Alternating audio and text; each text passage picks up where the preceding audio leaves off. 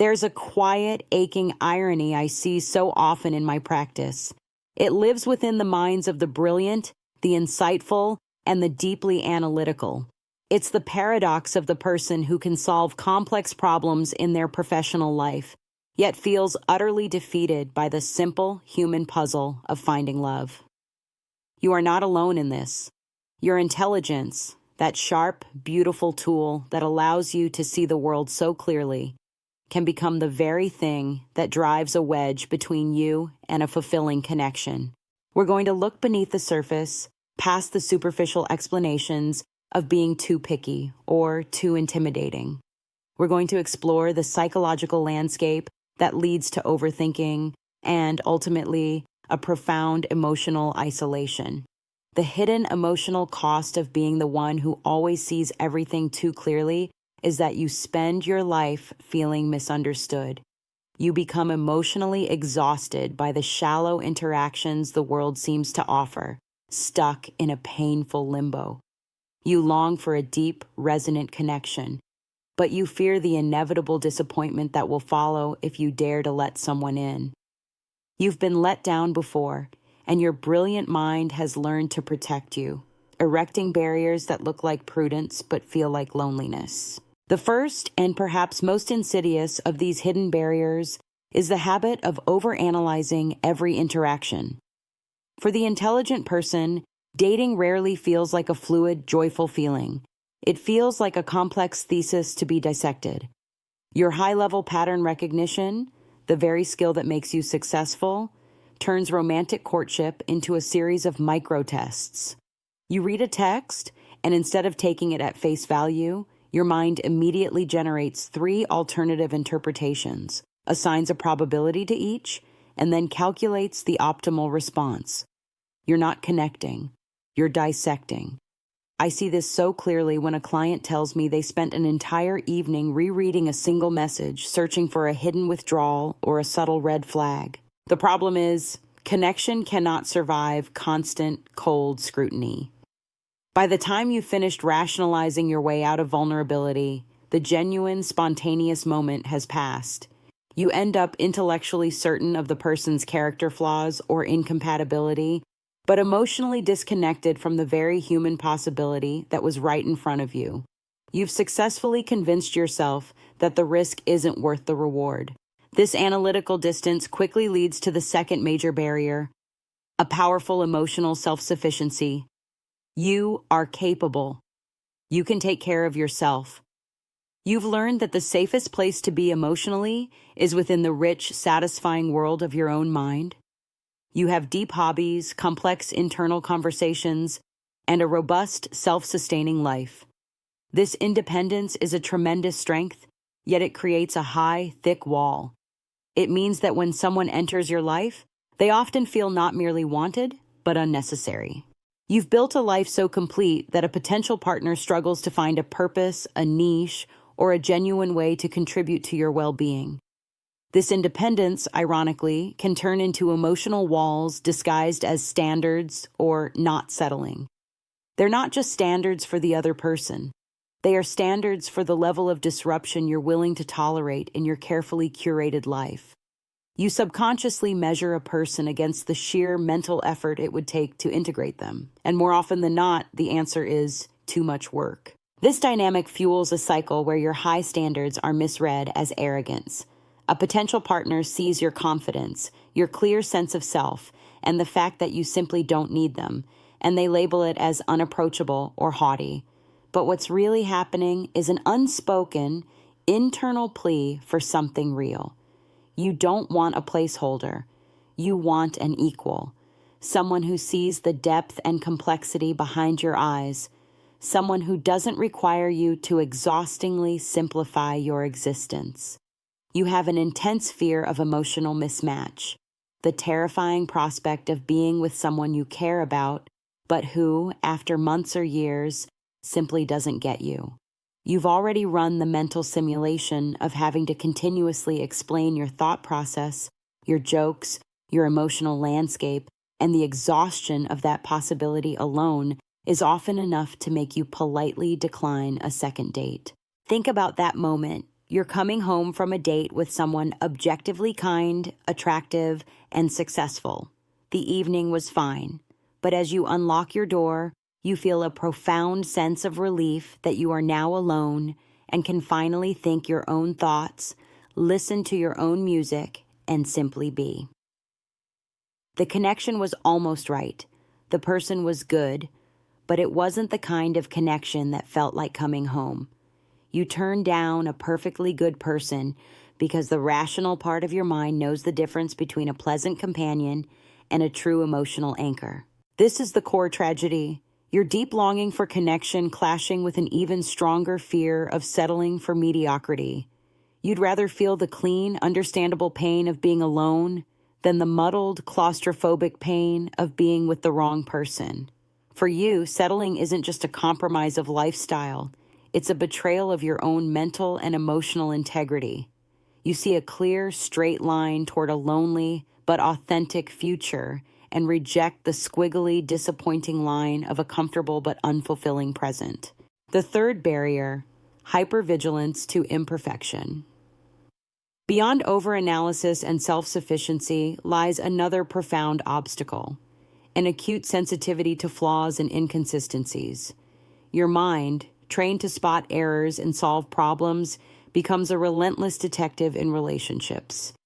You notice when someone's actions don't align perfectly with their words. You catch the slight hesitation in their voice. You observe the small ways they fail to meet your expectations, and each observation becomes a data point in an ever-expanding case file labeled "Reasons This Won't Work." This hypervigilance stems from a deep-seated belief that you can predict outcomes if you just gather enough information. In your professional life, this serves you brilliantly. In your romantic life, it transforms every date into an audit. You're searching not for connection, but for evidence. Evidence of incompatibility, evidence of future pain, evidence that this person will eventually disappoint you, just like others have before. And the cruel truth is, if you look hard enough for flaws, you will always find them. No human being can withstand the microscopic examination you unconsciously perform. What makes this particularly insidious is that you're often correct in your assessments. Your pattern recognition is sharp. Your intuition, honed by years of observation, rarely misleads you. But being right doesn't make you happy. Being right makes you alone. You've confused accuracy with wisdom, forgetting that love requires a certain willful blindness, a conscious choice to focus on potential rather than problems. The fourth barrier, the tyranny of future projection. Your intelligence allows you to extrapolate timelines with disturbing precision. On a first date, you're already calculating whether this person fits into your 5-year plan. By the third date, you've mentally tested them against hypothetical scenarios. How would they handle your career ambitions? Would they understand your need for solitude? Could they keep up with your intellectual interests? What would it be like to wake up next to them for the next 30 years? This future-oriented thinking, while seemingly practical, robs you of the present moment. You're so busy simulating possible futures that you forget to experience the actual now.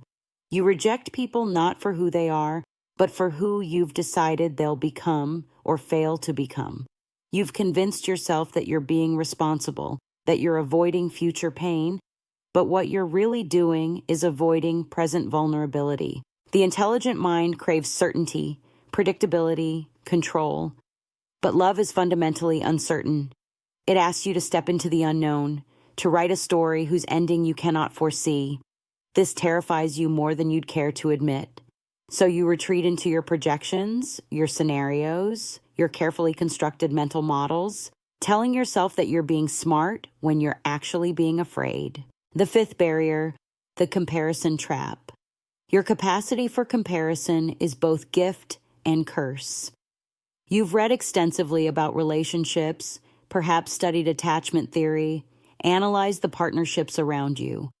You have a clear mental image of what a great relationship looks like, the easy communication, the deep understanding, the seamless compatibility. And then you meet someone and within hours, you're comparing the reality before you against your idealized template. The gap between ideal and real becomes unbearable. This person is interesting, but not as intellectually stimulating as you'd hoped. They're kind, but not in the specific way you envisioned. They make you laugh, but not with the frequency or depth you've decided is necessary. You're not comparing them to other people. You're comparing them to a perfect composite that exists nowhere outside your imagination. This comparison extends beyond individuals to entire life paths. You observe couples who seem happy despite what you perceive as fundamental incompatibilities, and instead of learning from their example, you dismiss it as settling or delusion. You watch friends enter relationships that don't meet your criteria, and you silently congratulate yourself on holding out for more. But what you're really holding out for isn't more. It's perfect, and perfect doesn't exist. The sixth barrier, emotional atrophy, through intellectualization. Here's a truth that might sting. Your intelligence has, in some ways, made you emotionally lazy. You've learned to explain your feelings rather than feel them. When something hurts, you analyze why it hurts. When someone attracts you, you deconstruct the attraction. You've become so skilled at intellectualizing emotion that you've lost touch with the raw, unprocessed experience of feeling. This creates a peculiar problem in dating. When someone tries to connect with you emotionally, you respond intellectually. They share a vulnerability. You offer an analysis. They express enthusiasm. You provide a measured, rational response. They're trying to dance with you, and you're busy explaining the mechanics of the dance. You've mistaken understanding emotions for experiencing them, and potential partners can sense this disconnect. They feel like they're talking to a brilliant therapist rather than a potential lover. The tragedy is that beneath your analytical exterior lies a deep well of emotion, longing, fear, hope, desire. But you've buried it so effectively under layers of rationalization that even you struggle to access it. You've convinced yourself that being controlled and measured is superior to being messy and emotional. But connection requires mess. It requires you to occasionally be inarticulate, uncertain, even irrational. The seventh barrier, the self-fulfilling prophecy of isolation. Over time, repeated rejections and disappointments have taught you a dangerous lesson. People will let you down, so it's safer not to try. This belief, reinforced by experience, becomes a lens through which you view all potential connections. You enter new relationships expecting failure, looking for it, perhaps even unconsciously engineering it. You've developed what psychologists call a schema, a mental framework that interprets new information in ways that confirm existing beliefs. Your schema tells you that deep connection is impossible, that you're too different, that others can't understand you. And so you unconsciously behave in ways that prove yourself right. You keep people at arm's length while simultaneously longing for closeness. You test them with your complexity while resenting them for not passing the test. This self-fulfilling prophecy is perhaps the most heartbreaking barrier of all because it feels like truth. You have evidence, after all. Years of failed connections, misunderstandings, disappointments. But what you've failed to consider is your role in creating this evidence. You've been so busy protecting yourself from potential pain that you've guaranteed actual pain, the pain of chronic loneliness, breaking through. The path forward. The path forward is not to dim your light or dull your intellect. It's not about lowering your standards or settling for less. It's about understanding that intelligence and connection operate on different wavelengths, and you need to develop fluency in both. Start by recognizing that overanalysis is not protection. It's procrastination. When you catch yourself dissecting a text message or calculating compatibility percentages, pause. Ask yourself, am I thinking, or am I avoiding feeling? Practice responding to moments of connection with presence rather than analysis. Let a compliment land without immediately questioning its sincerity. Enjoy a laugh without analyzing its depth. Challenge your self-sufficiency. Yes, you can handle life alone, but the question isn't whether you can, it's whether you want to. True strength isn't about not needing anyone. It's about being secure enough to admit when you do. Practice allowing others to contribute to your life, even in small ways. Let someone recommend a book, suggest a restaurant, offer comfort. Notice how it feels to receive rather than constantly giving or maintaining control. Confront your perfectionism. Make a conscious decision to focus on what's working rather than what's missing. When you meet someone, challenge yourself to list 3 things you appreciate before cataloging any flaws. Recognize that chemistry and compatibility aren't binary. They exist on spectrums, and good enough can actually be wonderful. Stop living entirely in the future. Practice grounding yourself in present moments. On a date, instead of mentally fast-forwarding to year 5, ask yourself, am I enjoying this conversation right now? Does this person's presence feel good in this moment? Trust that if the present moments are good, the future has a chance to be good too. Reconnect with your emotional self. Create space for feelings without immediately analyzing them. Journal without trying to solve or explain. Just feel and write. Spend time with art, music, or nature that moves you. Practice expressing emotions in real time rather than processing them first. Say, I feel happy right now, instead of, the reason I'm experiencing positive affect is. Most importantly, understand that vulnerability is not weakness, it's courage. Every time you choose to be seen, to risk disappointment, to try again despite past pain, you're not being foolish. You're being brave. Your intelligence will always be there to protect you if you truly need it. But maybe, just maybe, you don't need as much protection as you think. The ultimate truth. Love isn't found through perfection or a perfectly curated internal spreadsheet of compatible traits. It's found in the shared moment of vulnerability, in the willingness to take a chance on a story whose ending you cannot predict. It asks you to soften the edges of the high walls you've built for protection. Your mind is powerful. It has carried you far and will carry you further still. But love doesn't live in the mind. It lives in the space between 2 beating hearts, in the messy, unpredictable, beautiful space where 2 imperfect people choose each other anyway. The question isn't whether you're smart enough for love. You are.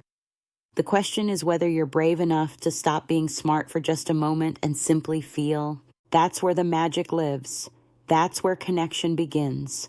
Not in the careful calculations of your brilliant mind, but in the terrifying, exhilarating leap into the unknown. And yes, you might get hurt, but you might also find something far more valuable than being right. You might find someone who makes being vulnerable feel like coming home.